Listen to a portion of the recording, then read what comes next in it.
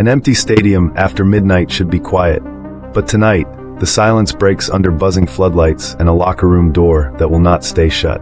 A former football player with a violent edge, and a saw moves through tunnels, lockers, and the field like he still owns every yard line. Security tries to contain it, a coach tries to reason with it, and a terrified student realizes the worst truth.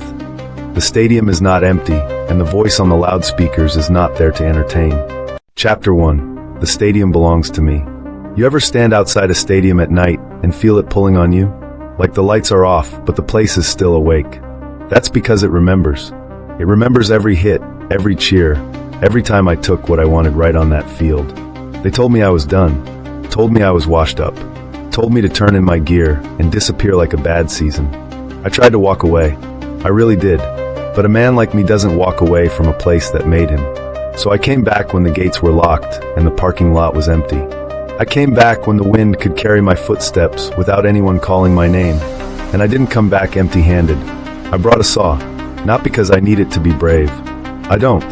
I brought it because the sound makes people honest. Because the moment someone hears it, all the lies fall out of their mouth.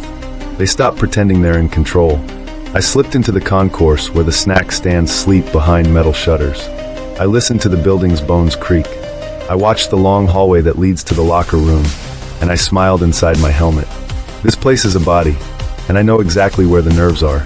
Chapter 2. Locker Room Confession. The locker room smells like old sweat and cheap soap, the kind of smell that never leaves. The lights flicker like they're scared to stay on. I walked past the benches and the open lockers like I was late to practice. Like someone was waiting to hand me a jersey and tell me I'm still the star. But the room was wrong. Too quiet. Too clean in places it shouldn't be. Like somebody tried to erase me. That's when I saw the playbook. My plays. My formations. My notes. And someone had crossed them out like they didn't matter. Like I didn't matter. That kind of disrespect doesn't stay on paper. It spreads. Then I heard breathing near the doorway. A kid. Not a tough one. The kind that says sir and thinks rules will protect him. He froze when he saw me. The saw in my hand didn't have to do anything. It just had to exist. I told him something simple. This is not his locker room. It never was. And if he wanted to leave, he would have to earn it. He tried to talk. People always try to talk. They think words are a helmet. Words don't stop a hit. Chapter 3. Security thinks it can handle me. The first flashlight beam cut through the tunnel like a weak little sword. Security. Always late. Always confident until they're not. I heard the radio chatter echoing off concrete. Heard the fake calm in their voices. They think keys and cameras make them powerful. I walked toward the light, slow, letting my cleats click. Letting them measure the distance and realize how fast it can disappear. The guard backed up into the security office like a man retreating into a story he tells himself. Monitors glowed. Feeds flickered. Half the cameras didn't even work right. This whole place runs on broken promises.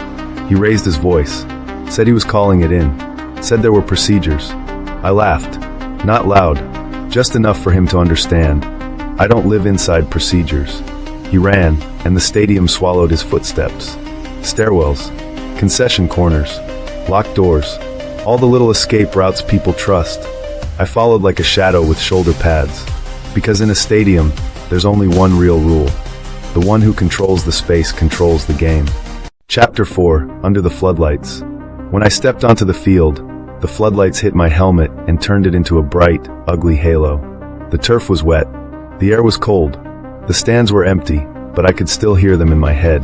Crowds are funny. They love you until you cost them something. I walked to midfield, where the lines cross like a promise. I looked up at the scoreboard like it was a judge. And I thought about the coach who preached discipline, then cut corners. The staff who smiled to my face, then locked doors behind my back. The kids who wore the same colors, but never respected what it took to carry them. I saw movement in the bleachers. Someone hiding. Someone small. Someone praying that if they stay still, the night won't notice. The night notices everything.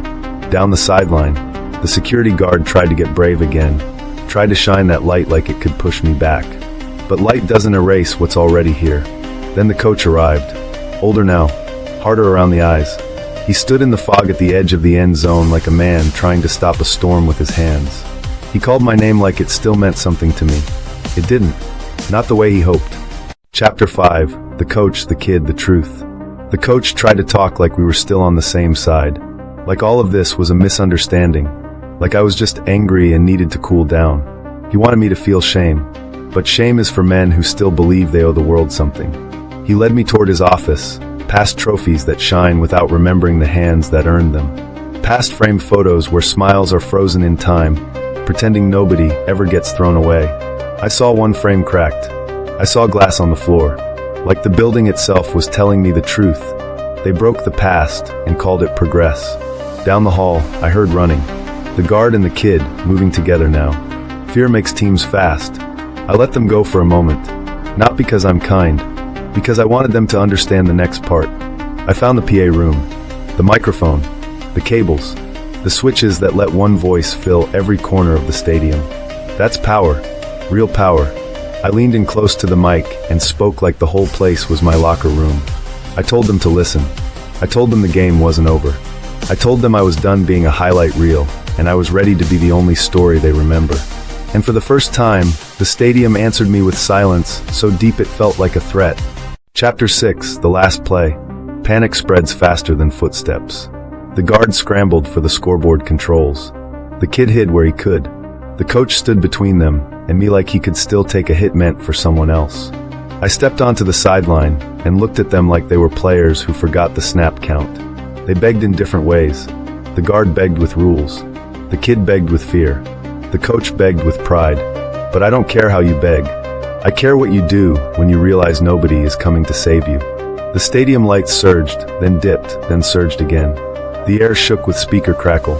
Somewhere, a door slammed hard enough to echo across the field. I moved, and they moved, and the space between us kept changing like a living thing. Tunnel to field to tunnel. A loop of concrete and fog and bad choices. And then, for a moment, everything went quiet. No running, no shouting, just the hum of electricity and the soft rasp of my own breath behind a visor.